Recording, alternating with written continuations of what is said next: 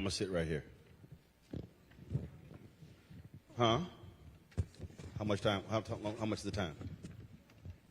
I know that. What's total time? Total time. 50 minutes. How much time do you have for Q&A? You have Q&A from the audience? Oh, don't worry about it. I'll take care of it. So I don't need time cues. So 3:10, we'll be done at 4 o'clock. I've hosted stuff before. Let me know when the live stream is started. Cool. So we're also live streaming this, the BlackWallStreetTimes.com. Then also we are streaming it on Roland Martin Unfiltered as well. So folks all around the country and world have been participating. And so we, of course, streamed the march earlier and then the earlier panel. So for the folks who couldn't make it here, they still get the opportunity to participate. Where are folks from? Florida? First of all, that's a state. No, we ain't started yet, bro. I got this. You trying to give me a hand? I got Florida. Where in Florida? Tallahassee. San Diego, all right. Huh? Palm Springs, California. Huh? Queens, New York. Kansas City, Missouri, or Kansas? You got to specify, baby. Baltimore, all right. B-more. Where the rest of y'all from? Mars or something? Thank you. Tulsa. Okay, all right. Everybody else just sitting back like, we ain't saying nothing. We ain't saying nothing. How you liking Tulsa? Well, it's not my first time being here. Okay. But it's been a while here. I was last year. I spoke to I gave the keynote for the Black Journalist chapter. And so it's been a while. Man, Mr. Barton is my daddy. I'm Roland. Roland. Yes. The last few minutes, there's a state representative. Okay. As soon as No sweat. No problem at all. No problem at all. I got you. Okay, who's asking me to call them? I'm on stage. Please hold.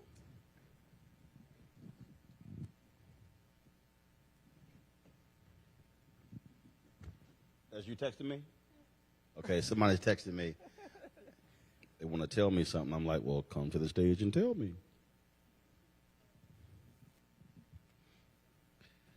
So, yeah, we've been running the gun, and we'll be live with my show at 5 p.m. So we had to make a diesel run for our generator. Somebody texted me. They said, you left? I'm like, yeah, just because I own a company, I work. I just don't have, like, brother, put in work. And I need to help some folks here, and I appreciate folk who want to stop and talk and take selfies. But if we're in the middle of a broadcast and I'm flying the drone, I can't really take a selfie at that moment. I was trying not to be rude, but the young woman, she's like, I'm an aspiring journalist, can I get a selfie? And I'm looking at her like, well, you obviously not trying to be a journalist because I'm working right now. I'm like, and one woman got mad because I didn't speak, and I said, I'm working. Right. I was kind of like, as always, it actually happened at the Democratic National Convention, was I think after the night Hillary Clinton spoke. All those people, they were all rushing out. So we were grabbing people for interview. People like, hey, can I get a picture? I was kind of like, not right now. And they were like, why y'all taking pictures? I'm like, because we live. We're like, we're working. We're working. All right. We're ready. Let me check. We're live and up. We're good? Yes. I see our stream. We are good. Folks, I'm Roland Martin, host and managing editor of Roland Martin Unfiltered Daily Digital Show. Also, I do commentary for Black Information Network. And have, of course, spent time at TV One, CNN, Time Journal Morning Show, all kind of other places. And so it's been quite a busy 24 hours already. Spent time doing ABC last night with Lindsay Davis. And then we'll be doing MSNBC tomorrow and Sunday. And so we keep it moving and keep it honest and keep it real. This panel is talking about reimagining Wall Street. And so we're going to just swing around the horn, have each panelist introduce themselves, their name, their title. Let's start right here. My name is Bill White. I'm the founder of Five Fist Review. Five Fist Review. Five Fist Review. What's that? Five Fifths Review is a crowd review company, and our primary goal is to captivate and elevate African American reviews in the marketplace. Reviews about what? Businesses, books, movies, Got all it. that. Got it. All right. Vanessa Hall Harper, District 1 City Councilor. Here, right here in Tulsa. All right. Brought on fan club. Tyrus Billingsley. I'm the founder of Black Tech Street. Black. Black Tech Street. That is. This is an initiative to rebirth Black Wall Street as a premier Black tech hub and start a global movement of Black people embracing tech to build wealth and change the world. Cool. And I'm Cindy McGee, CPA, founder and managing director of Next Gen Tax Services, Oklahoma's largest woman-led and Black-owned CPA firm. All right then. All right. Glad to have everybody here. First of all, this is called Reimagining Wall Street, and whenever there are conversations about Black Wall Street, it's sort of like having discussions with people when they want to talk about Africa as a country. Black Wall Street was not a simple street. So just for the folk who are watching, who are listening, who need to understand, we're not talking about a street. No, this was much more expansive than that. Who wants to take it? Just we need to set the stage where we're not just thinking just sort of like people think, oh, MLK Street or a section. Explain exactly what it is for the folks who don't know.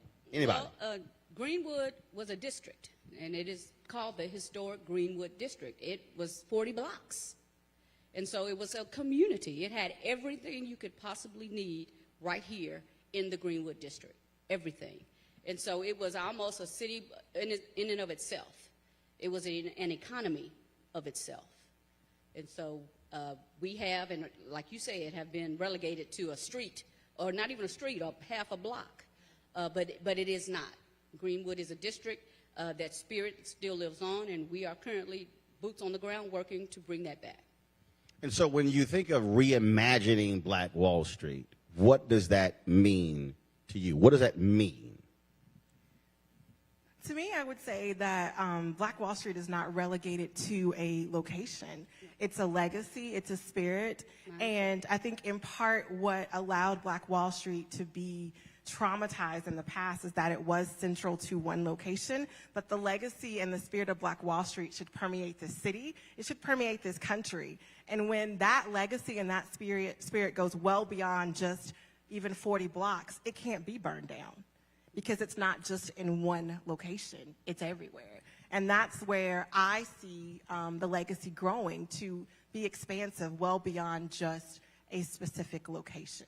It's also getting folks to understand that Tulsa was not the only place where you had Black Wall Street. I mean, in a significant number of Black districts, Black parts of cities, you had expansive Black-owned businesses. And so you go to cities across the country, they'll say, oh, yeah, this area here, this section, and we had this and this and this. Then, of course, in this case, you had the massacre, then it was rebuilt, then, of course, integration. Really decimated a lot of that. And so when we talk about reimagining Black Wall Street, we're not talking about just here. We're talking about wherever you have a high concentration of Black folks. So yeah, one of the things I like to say is Greenwood is twofold, and I like to use the analogy of, kind of a spiritual analogy. The body of Greenwood is the land, but the breath of Greenwood is that spirit, that community, that entrepreneurialism that was kind of a 4-minute mile for Black people in this country that shows this is what you can accomplish. So when we talk about reimagining Black Wall Street, yes, I do 100% think that the spirit cannot be contained by a single place, but I think there is merit in breathing a spirit back into the body, which is the land of Greenwood, because Greenwood as an entity is both body and land. And while the spirit can survive and thrive without the land, I think to have a holistic vision, I think we do have a duty to breathe the spirit back into the land where blood ran down the streets, which is right here in Tulsa. I agree. Absolutely. I mean, think about when you go away to college. You always want to come back home, right? So it's good to have that base. And that's what Greenwood is here. And in other communities, for that matter, where those other Black enclaves of successful businesses existed. So when we leave our spaces to go, even if it's in the same city, but in other parts of the city, it's still good to have that connection and that base.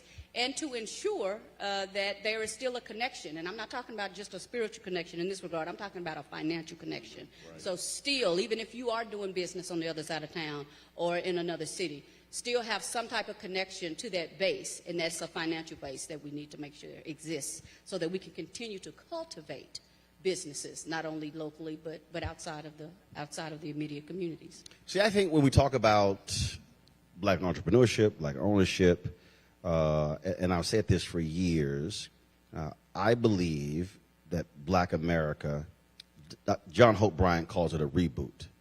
I actually say we need to be reprogrammed. When I was reading Dorothy Cotton's book, Dorothy Cotton was the only sister who was in Dr. King's inner circle. And I did the last sit-down interview with her preceding MLK 50 before she passed away 2 months later. And in her book, what she wrote was that if you join SCLC, you had to actually go through her citizenship classes, and they would assess whether you need to be reprogrammed. You couldn't just say, I want to join SCLC. They would take you through this to see if you need to be reprogrammed. And then after you completed the assignment, if you complete the course, then they would say, okay, now you can participate in SCLC. And the reason I think the reprogramming of black America is important is because we can't reimagine Black Wall Street if we have folks who operate from the viewpoint of, yeah, y'all know it's a black business. You know, I mean, you hear those different things because that is a state of mind that we have been taught where everything black is inferior. Everything is secondary and second class. And so before you can even reimagine it, you have to be reprogrammed to think differently when you see a black entrepreneur, a black owner. And it's interesting you say that is because I grew up in Portland, Oregon. In Portland, you do not have a whole lot of black folks. Y'all ain't got a black Wall Street. Y'all got like a black. Y'all got a black house. There's Black Wall Street, then there's Black House. Yeah, and that was about it. But I had an opportunity to travel, and I lived in Atlanta, and you know some things that you find so fascinating is sometimes being the quote unquote only or the first, you think that you're an exception until you go to another area, and you're like, oh, I ain't doing really nothing. You ain't special. And that's what living in a place like Atlanta, I love so much because the possibility in my mind, I saw was unlimited. I didn't see one type of quote black person. I saw all kinds of black people. So that allowed me to reimagine and rethink really what are the real possibilities that black people can be, can become, can do. And I saw it all in Atlanta. And so that inspired me to say, you know what, if those brothers can do it, I can do the same thing. And I think it's important to note that Atlanta wouldn't be Atlanta if Tulsa hadn't been massacred. Exactly right. Atlanta would not be Atlanta without that. And I think that going back to what you're saying, Greenwood is a mindset because everything starts with narrative. Before you talk about programming or different resources, you have to look in the mirror and say, I am what a successful entrepreneur looks like. Yes. I am what somebody who owns wealth looks like. And being able to say, that's why it's such an honor to be of this land, because being able to say that, you know, you come from that stock, it's like growing up wishing you had magic and then somebody busted down your door and be like, you're a wizard, Harry. Like that's what you come from. That's what you come from. And I think that spirit is what's going to help close the wealth gap, and that's what's going to liberate us. It is. When you talk about where you come from, I mean, look, the work that we do with my media company is very interesting, and I've had multiple conversations. And I was talking to one day, and this woman said, she said, I've asked you numerous questions, and you keep going back to your grandmother's catering business. It's like when we're packing our vehicle. My production people, I drive them crazy because they do not know how to pack. I mean, just yesterday, they were like, man, everything not going to fit. And I was already sitting on the inside. I was like, damn.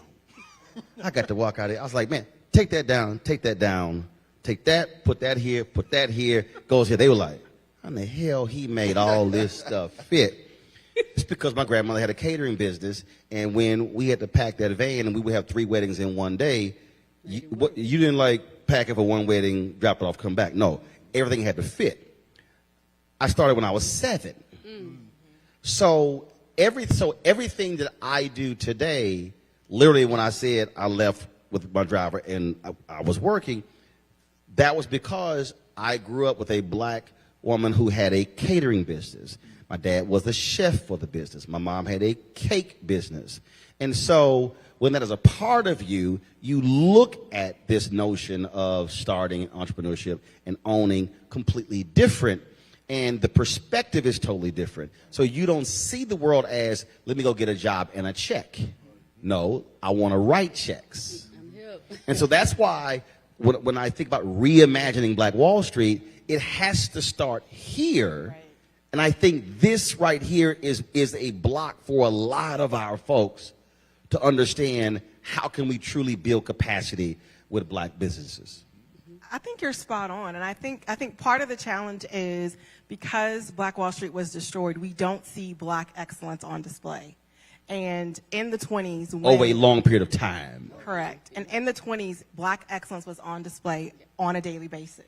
And we don't have that now. And even with the narratives that are told and how blacks are portrayed in media and are portrayed in, just like popular music and popular movies, we don't see the image of successful entrepreneurship looking like us.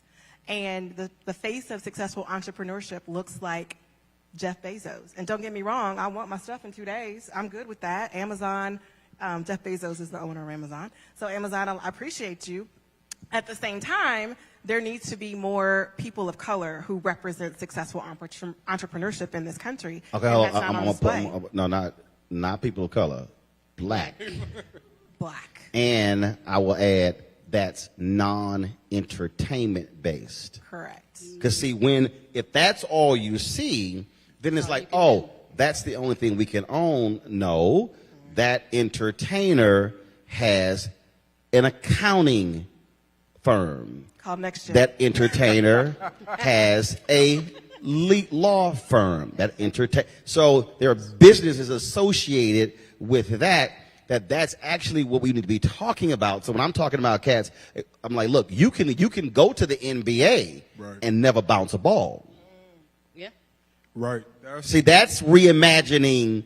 Oh, wait a minute, hold up. So I could be in the NBA but never bounce a ball. Precisely if you have these businesses, and I've actually had the conversation with Mark Tatum, who was the deputy commissioner, the number 2, a brother, and I said, Mark, y'all really should be thinking about that. How do you redefine what it means to be in the NBA and you don't play? I think it's super important what you just said because I love our brothers going to being entertainers and making money, but at the same time, coming up, I always felt that the culture was such that people wanted us being entertainers and whatnot because they didn't want us going to certain industries that they knew were going to build influence for us completely. They'd be like, hey, no, don't read that book about the history of this country. Bounce this ball. We don't want you getting something in your head that might shift the power dynamic in this country. And that's why it's so important about what Black Wall Street did, because these people were the entrepreneurs and the people who helped society thrive. And there's one other point I want to make to that.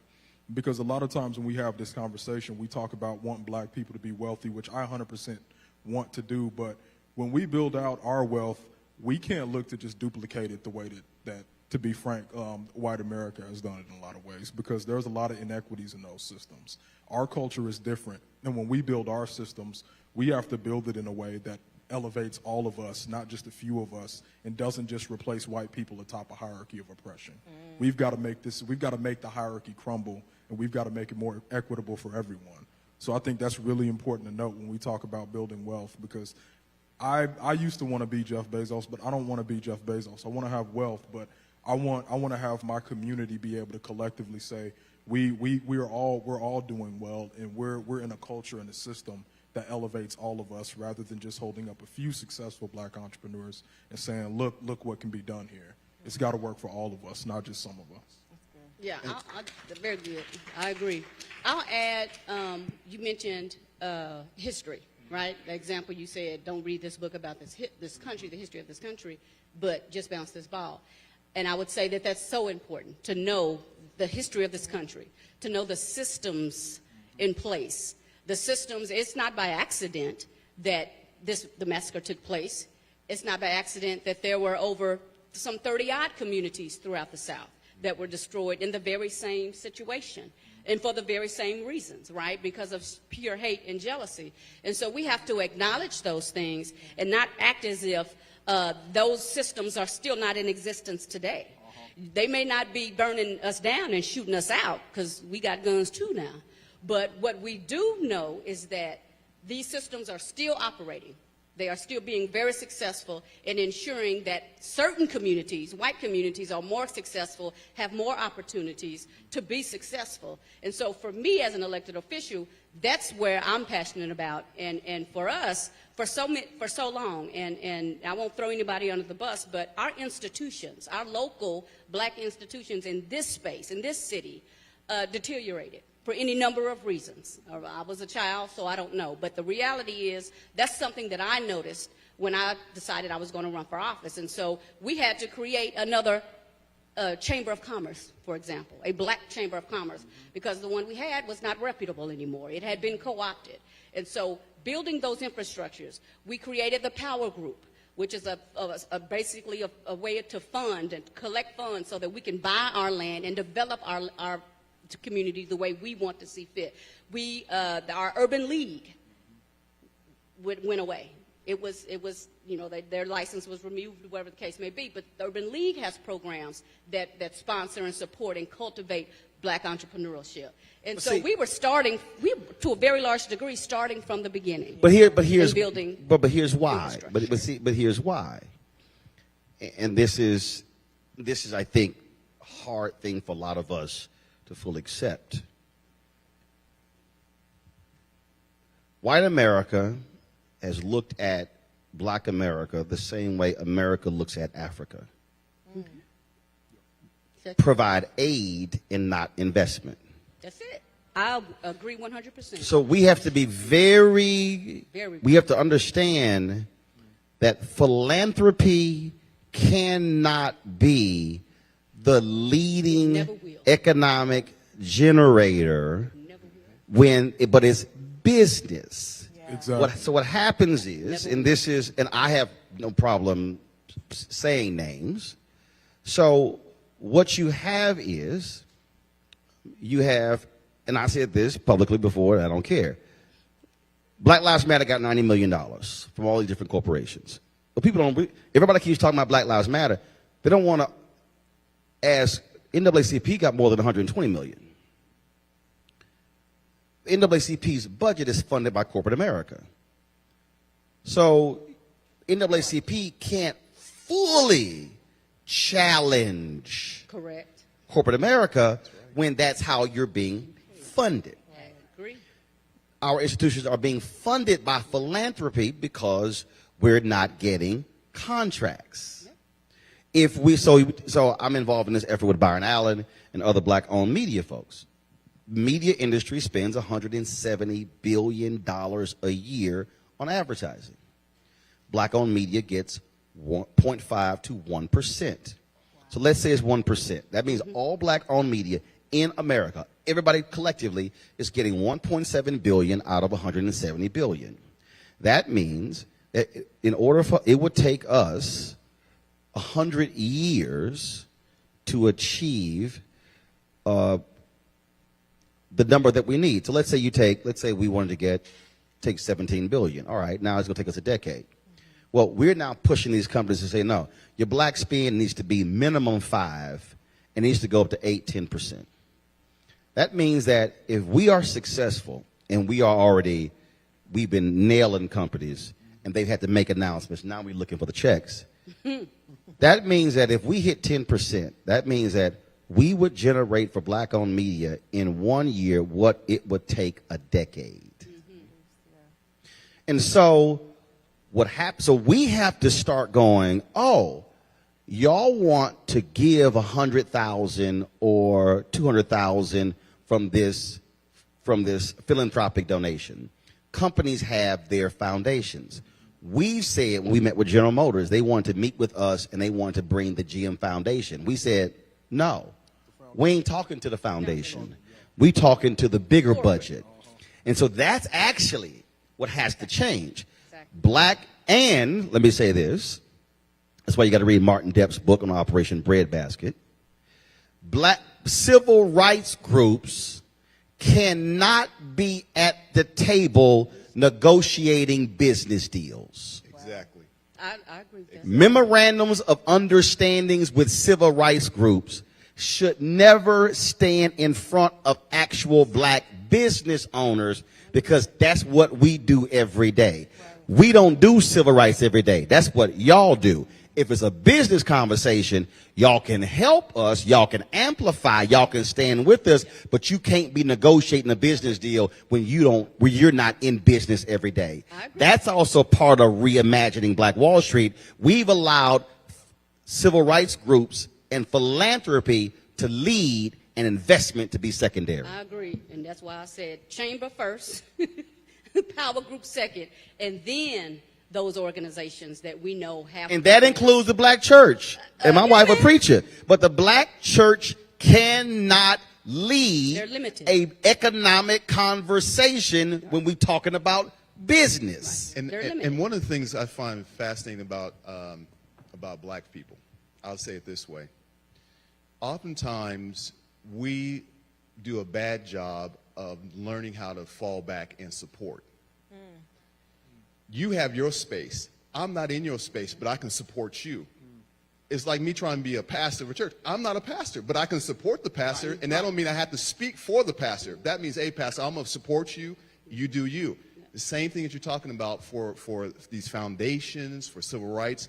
They try to be be everything to everyone for black folk, and then nothing happened. Well, because they had to be. That's what I was But saying. we've actually outgrown that model. Exactly. We now actually have business owners, and we now actually have folks who are in tech. And it's just like on the political side. I mean, your deal is like, look, this ain't what I do. This is what I do. How many times do I say that, Tulsa? You say that a lot. I'm like, talk to him. I don't know nothing about that. I majored in political science. That's what my degree is in, and so I'm going to stick with that. I'm really glad you brought up the point about philanthropy, because philanthrocapitalism is something that Tulsa got that bad, if I'm being real. No.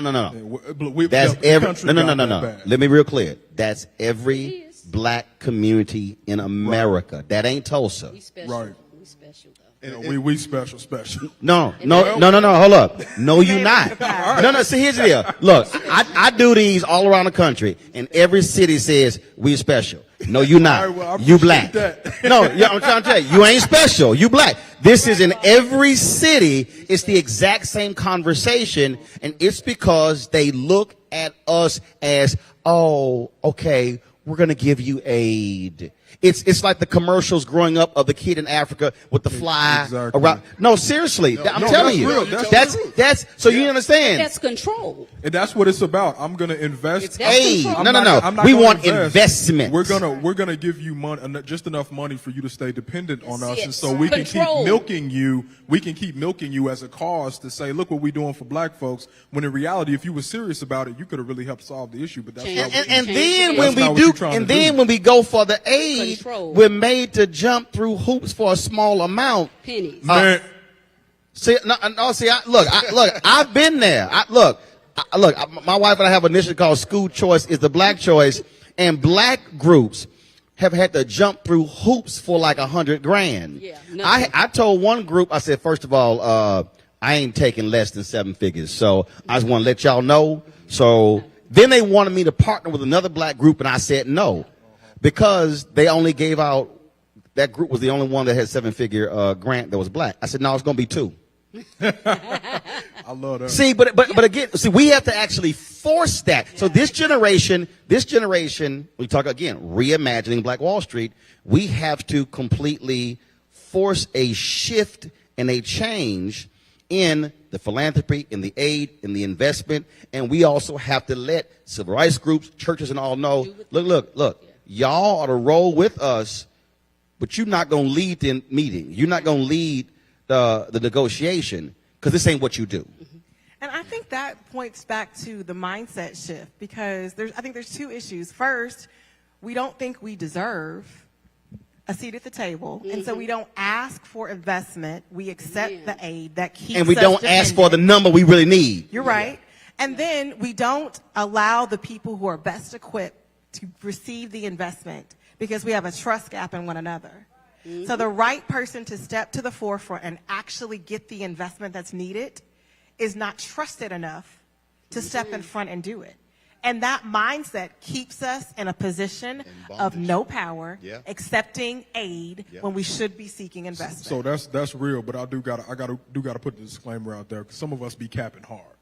So we got to be real about that. That Yes. sometimes it's due because people be capping hard, and it goes back to that mindset that my brother over here talked about, how it's that scarcity mindset of being the black face. What is Or capping? Capping. Oh, I'm sorry. That's the new. I'm too old to be using that term too. I just used it. It means you lying. It means you. I'm too old. I don't even know what it means. It means you putting on a front. It's another word that we call that, but we can't say that Maybe on here. front. See, hold on, because the problem is. Is that a sellout? Is Yeah, that sell out. Okay, first of all, the definition of Fronting capping probably clearly is has gonna- changed because see, capping me growing up was when I just got in your ass. Oh. That's capping.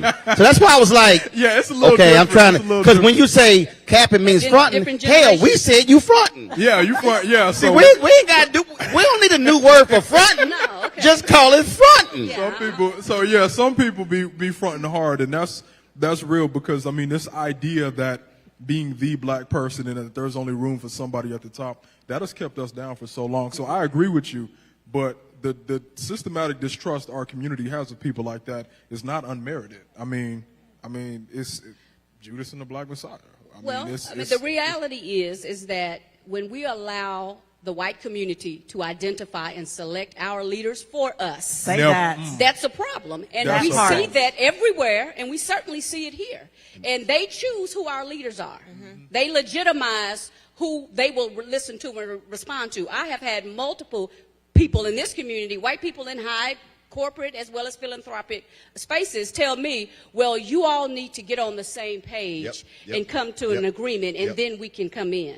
And actually, And I'm we like, don't. No, we don't. Y'all don't. Because Y'all know. that ain't And no. that's what I say. The white folks don't have a group meeting. Hello? No, they and then you don't. know what my response was? Do all white people agree? I don't agree. So Y'all why hate the hell each should other all black sometimes. people be expected to agree? We don't. But that's the corner where we allow ourselves to be painted in. And when you don't do that, because I don't, then you're divisive. So I'm divisive. Then you're not safe. and then that- you're not safe. And that goes back to Black Wall Street, where you have Your own. and you call the shots of having generational wealth being produced, and not that individual wealth to say, I got mine, you better get yours. See that No right there, community. and that goes back to the whole entertainer complex. You get these single people who make it out of these communities, make a lot of money, and they hold it up and say, "Look, America's not racist. This Okay. one person made Hold on. Hey, what happened to the live stream? it." Oh, is it down? There we go. Thank you. It came back. Just so y'all know, I do monitor the live stream while I moderate. And when I saw Hollywood Life, an advertising pop up, I was like, what happened to the picture? So I just want to let y'all know I'm a full service ass host. Don't have the live stream going down. We wasting conversation.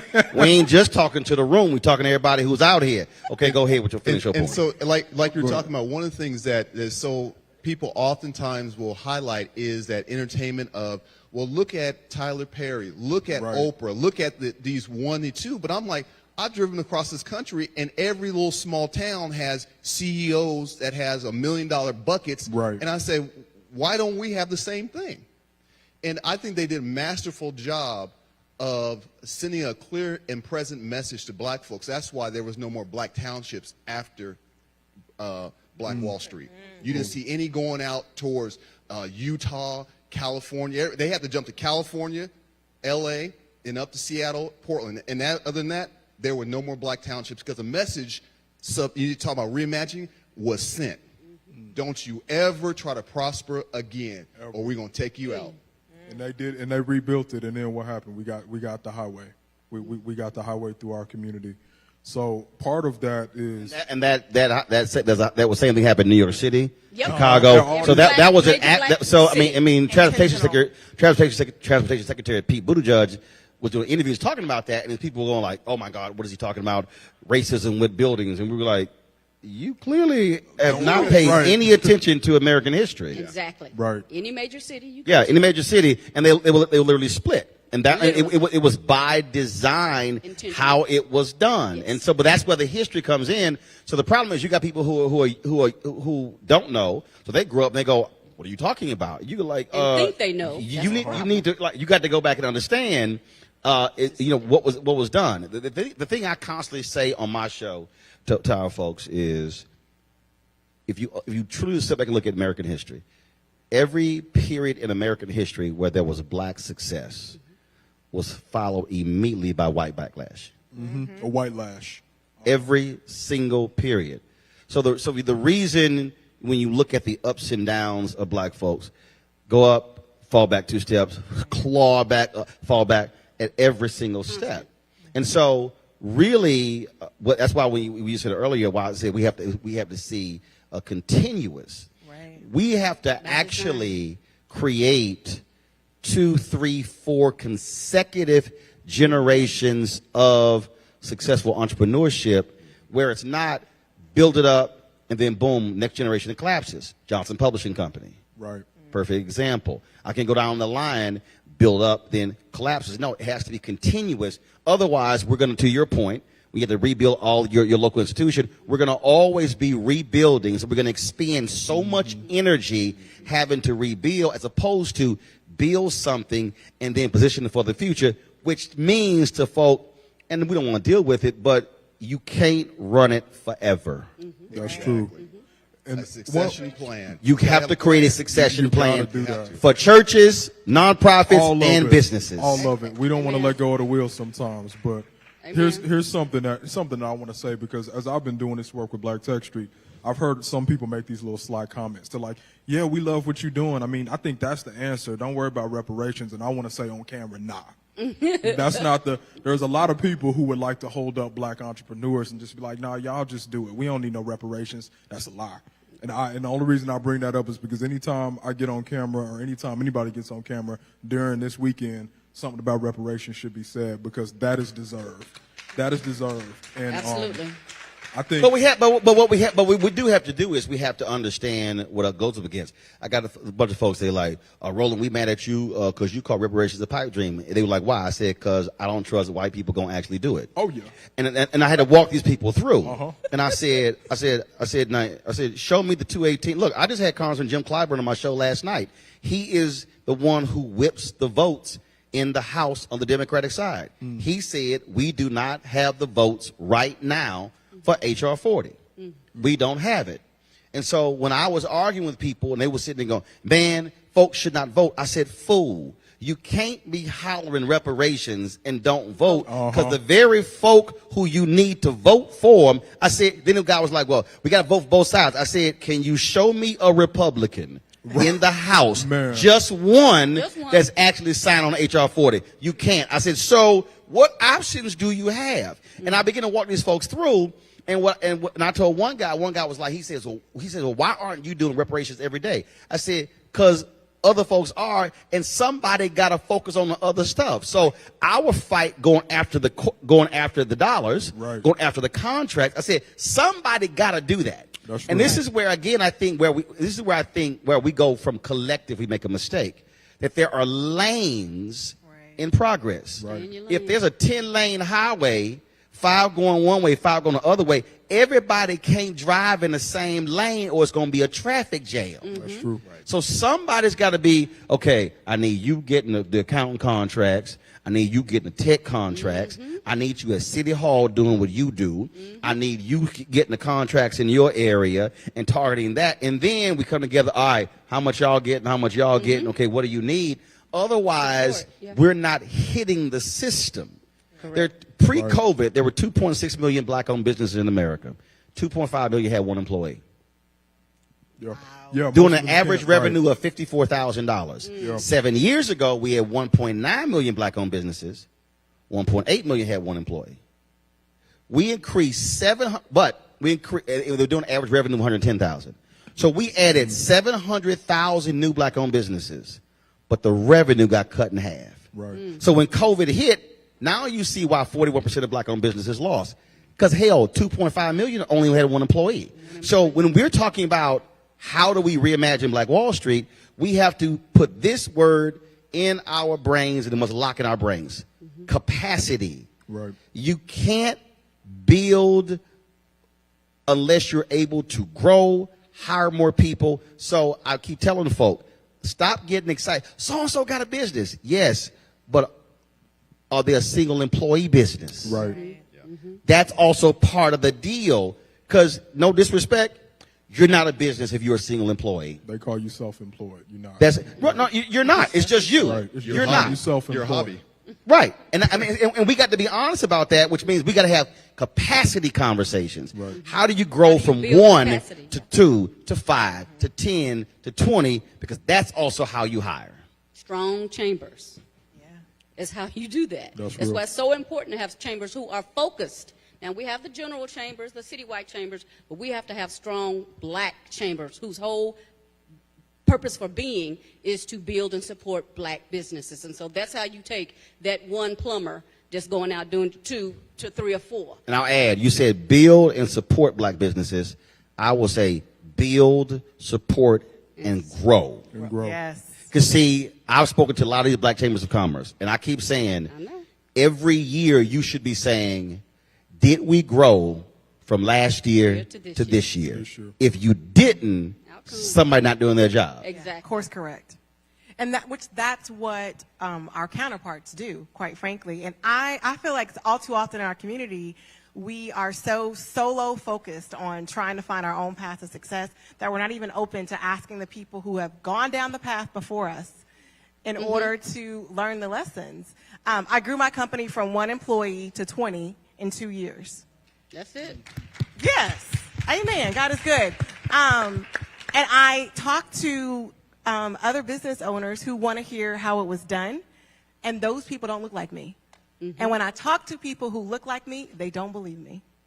So it's the same trust gap, the gap in the trouble with mindset that we talked about earlier, that the people that really have the desire to grow don't want to talk to the people that can actually guide them in that growth. And so it's the chambers, it's the other business owners, it's the mentor relationships that's going to allow people to actually take that solopreneur into a growing company that can ultimately move the needle and have more black businesses that have more than 1 employee. But we also have to force some conversation. I got you. I'm watching the clock. It's 3:52. We got 8 minutes. You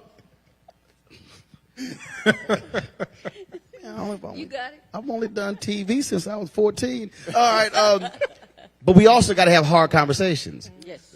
We also got to tell black folks mergers and acquisitions are important. Very important. You can't have 5 small black PR agencies. Let's say you got 5 black PR agencies in Tulsa. Why? It's 15% of the population in Tulsa. Why don't 5 black folks who are PR agencies in Tulsa go, how about if we have 1 mega black PR agency? And all of a sudden, we now can bid on larger contracts. Again, though, Capacity. and I can tell you, nearly every black chamber of commerce event I've spoken at, M&A is not on the agenda. I go through the program, through all the workshops, and I'm looking for M&A, and it's rarely there. We also have to start saying that the part of our problem also, we have too many silos. Right. Before I launched my show, I went to every major black media company and said, let's partner. Nobody wanted to partner. Then I said, all right, I'm going to do it my damn self. Went back to folks. Now, I'm doing stuff none of them are doing. That's part of it. We can sit here, take your pick. Black Enterprise, Essence, Urban One, they do not have the capacity to do what we did when we had a camera mounted on the vehicle, had a camera that's roaming, had a drone flying, and live streamed that march like it was a full-scale production, and we had 3 people. But they wouldn't partner. And I said, and that's why we also don't build capacity, because we're operating in silos. Well, no, I'm good. I'm like, no, we should be looking at how to work together, create joint ventures to bid on larger contracts and not just stay in where the mindset is small. Well, I mean, part of the difficulty in that is there's been a culture built to where everybody wants to be the thing. You know, everybody doesn't want to be a part of something larger that's not just about one. Bezos don't own 51% of Amazon, No, and he he don't. got $100 billion. Exactly. You know something when you get divorced and give up by $40 billion, and you still the richest person. But I'm That's saying, ridiculous. he doesn't own 51% of Amazon. No, he doesn't. No, he doesn't. Most of the major tech people don't own 51% of their companies, but they've grown such highly successful companies that that 10% or that 17% is worth the billions that it is. And I mean, that's a mindset that, I mean, again, everything we're going back to is harkening back to two things. Obviously, it's mindset, but it's also infrastructure, because the people you're talking to and the chambers and whatnot, that represents infrastructure, and that is part of what a lot of the systemic racist policies have kept from being built. So that's kind of why we've got to, it's like a snake that bites its tail. So us as entrepreneurs and us as people who think like that, obviously we have tremendous power to move the needle, but that's why we have to be able to collaborate with Councilwoman Hall Harper to be able to hit it at a different point, because even if we're successful, Right. if we don't have the infrastructure, how long is it going to last? What are the conversations you have with your counterparts in other cities to study what they're doing and how they've been able to grow black businesses, and how have you brought that back to Tulsa? Well, first of all, we just had to start this chamber 2.5 years ago. So we are brand new. Again, the previous chamber was co-opted.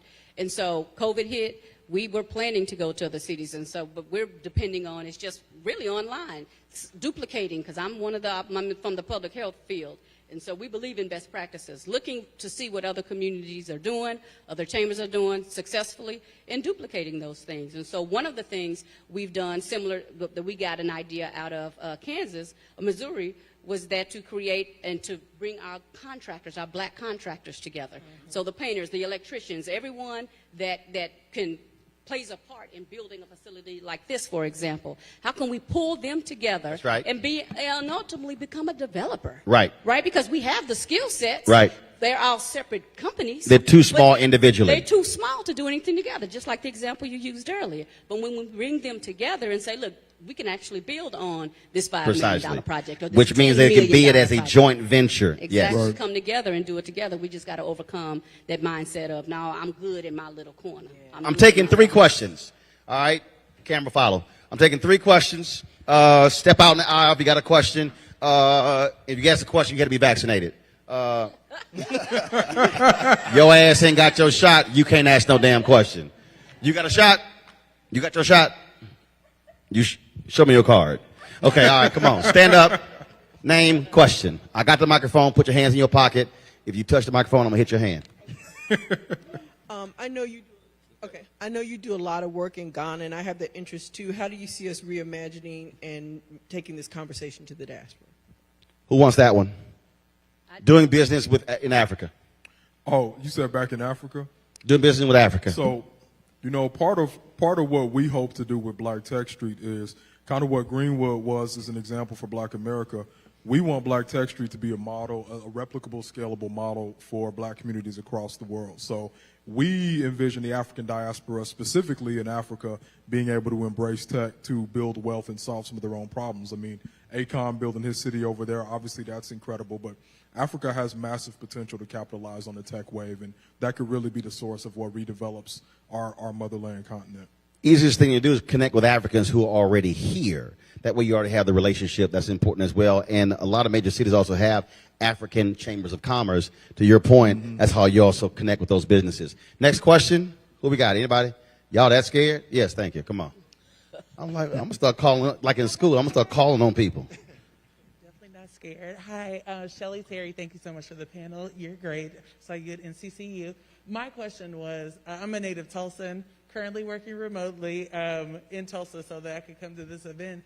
But every time I come back, I always feel like there's so many things going on. So for people who are maybe transplants but are still interested in investing, still have family members here, what are some ways that we can stay connected? Because there's just like so many things, and y'all have even spoken to some of the fragmentation. So if you could just speak to that.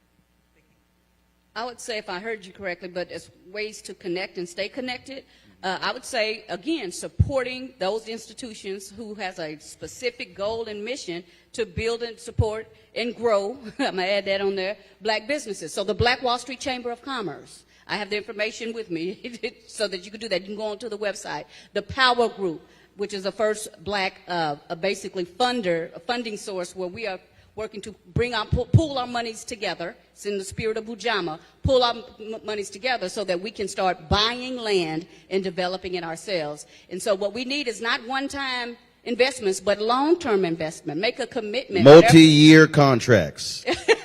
Multi-year contracts, so that we can continue to build our own nest eggs, right? So we don't have to have our hand out like this, asking for someone else's help outside of our community every time we want to do something. Question? Hi there. My name is Taz. I'm from Oklahoma City. The question that I have towards all of y'all, it's a known fact that whenever the black community succeeds, all other disadvantaged groups, minorities, South Asians like myself also succeed too. And that's a conversation that we're trying to push amongst in our communities. What has it looked like for all of y'all as entrepreneurs, as politicians, in speaking with these other groups? What has collaboration and coalition building looked like to advance, like, the Brown agenda and whatnot? To advance the what? Brown agenda. Oh, the Brown agenda. So we in Tulsa, I just use Tulsa as an example, we have, there's a Hispanic Chamber of Commerce. And so we work to collaborate as much as we possibly can with our Hispanic brothers and sisters. But there's a lot of work to be done there. Both are struggling, especially now as we are coming out of COVID. And so I'm for one is, let's work together as much as we possibly can, but at the same time, I'm going to be very focused on, I can't put my baton down and pick up the baton of someone else's. We've done that so much in our society, in my opinion, in this country, and it hasn't gotten us anywhere. Because what will then happen is when we turn around to look for others' support, those same people that we supported, then they're gone, right? So, again, I agree that we can work together. I know for a fact, like you said, when the black community does rise, other people of color rise as well, and that's great. That's a wonderful thing to do. But I want to stay focused on what we are trying to do as a community, because it is such a struggle. I've seen it so many times just in my work as an elected official that when we start working, we put the baton down and then we lose ground. I'll be honest, you got to have folks in those communities who have the guts to say we got to stand with them when it need to. I spoke to the minority airport concession folks a few years ago in Fort Worth, and I say white women for last. Let's be real clear. MWBE, Minority Women Business Enterprise. The W should be WW. That's white women. The greatest beneficiaries in affirmative action in the history of America, since affirmative action was instituted, first starting with President Lyndon B. Johnson, but then made official with Arthur Fletcher under President Nixon, has been white women. And when you had attacks on affirmative action across this country, white women have largely been silent, and they have been the greatest beneficiaries. So what has to happen is Asian Americans, Latinos, can't be brown when it's convenient. We are not convenient. We can't. Code switch. We can't split, like we are who we are. And so, and I've experienced this in multiple cities where they have been unwilling to actively stand with African Americans in fighting for many of these programs, yet benefiting from these same programs. And so there has to be dialogue within those communities first, and then coming to African Americans saying, how can we partner? About 22 years from now, we're going to be a nation majority of people of color. That is 47% white, other 53% will be Latinos, African Americans, and Asians. The issue people keep saying, oh my God, it's going to change in 2043. Not if you have Latinos and you do have white Hispanics who identify more as white as opposed to Hispanic. That's real. I'm from Texas. And so we have to have some honest, real conversations about this. Final comments, 30 seconds, start. Thanks for coming, first of all, for allowing us to be on your show. I like everyone to get their phone out. Remember, 5-Fist Review. We're going to be going nationwide. We want you to review businesses, not just African-American businesses, but all businesses, because we know that, by and large, African-American people get shafted when it comes to businesses. Got to be on your toes when I'm moderating. You don't know when you're going. You next. Thank you again for allowing me to share the stage with you. I would encourage everyone to not allow the things that we talked about today to just be topics of conversation, but for it to be something that inspires you to action. We're not here just to commemorate a weekend. We're here to inspire action. So don't let this just be a one-time or a one-weekend type experience. Let this be something that's truly changing and moving the needle in Tulsa and well beyond. So first and foremost, I definitely want to thank you for this opportunity, but I want to thank Dr. Crutcher for this opportunity as much as anyone. She's done such amazing work. And again, I just want every person listening, specifically black people, to know that your blood is noble. That's what Greenwood told us, and regardless of what you do, that's what we can make happen. So remember that, your blood is noble. Thank you for coming. Thank you for this opportunity. Join the Black Wall Street Chamber of Commerce and join the Power Group. That is how, because if we ain't talking about money, we ain't talking about nothing. Final comment from me, when Alfred Liggins, the CEO of TV One, called me to his office to say they were canceling my morning show News One Now, I didn't flinch. In fact, as he was talking and explaining why, I was already going through who I was going to call when the meeting was over. We went downstairs, and my senior vice president, she and I went to high school together, D'Angela Proctor, and she says, I'm in shock. She says, are you? And I said, no, I'm planning. No, seriously. I literally was, so there hasn't been one day where I was upset and mad and angry the show got canceled. I was already planning in terms of what we were going to do. And so at that very moment, I knew I was launching Roland Martin Unfiltered. We launched September 4th, 2018, 100 million views the first year, 260 million views the second year. But the thing that every person in here needs to understand is, while you are working for somebody else, you should be building skill set. Come on. So when you make the transition to ownership, you know how to do those things. Too many people focus on skill set after the job ends, and that's not the time to do it. So again, I was planning to do what I'm doing 20 years ago, and I simply used the places where I was working as my personal venture capitalist to get to where I am now. That's what it means, how you got to reimagine. So we appreciate all of you being here. Good luck, whether you're here in the room, whether you're folks you're watching on the live stream. And thank you so very much. And I think you said there was a presentation? Yes, if Mr. John Waldron. This man was my teacher in high school. He was one of my greatest inspirations. So it's a great honor to have him up on stage here.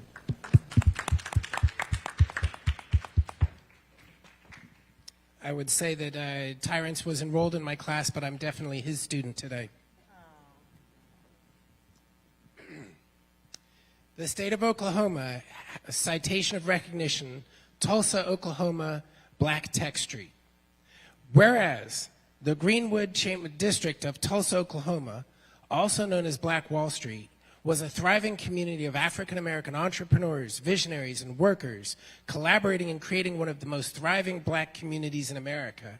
And whereas Tulsa is currently in the infant stages of what will be a massive tech wave as its entrepreneurial ecosystem explode, institutions such as 36 Degrees North, Tulsa Innovation Labs, Urban Coders Guild, Halberton, Atento Capital, and 12E are providing resources for tech entrepreneurs to build out their visions. And whereas Black Tech Street, a national initiative dedicated to a new vision for Tulsa, will be a self-sustaining ecosystem of black talent, businesses, and technological advances that will improve every facet of the economy. And whereas Black Tech Street has a primary objective to facilitate $1 billion of investments through grants, community development, entrepreneurial development, education, culture and attraction, and workforce development over 10 years, making Tulsa a premier source of highly sought-after investment opportunities, talent, and innovation. And whereas the Oklahoma House of Representatives, acting on behalf of the citizens of this great state, takes great pleasure in recognizing Tulsa, Oklahoma as the new Black Tech Street.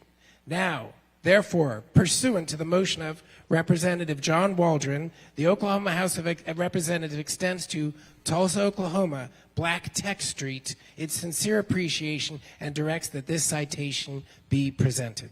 Thank you very much.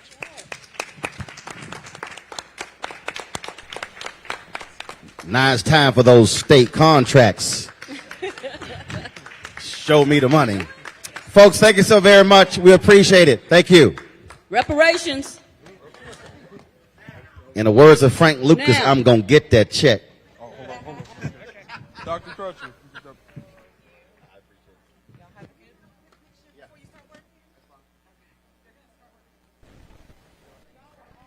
Oh, Mr. Roland, let's get in.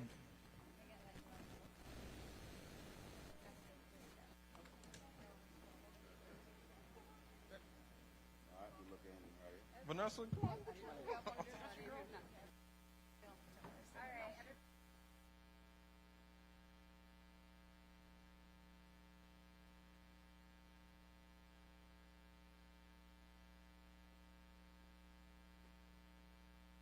I say this, please sit in front of the screens. Does that make sense? Does? Okay. Should I go? The next program will begin in 1 minute. It will be on the screen. So please, if you're seated in the center area, please move to the sides. We will begin in 1 minute, and the program will be up on the screens. Thank you.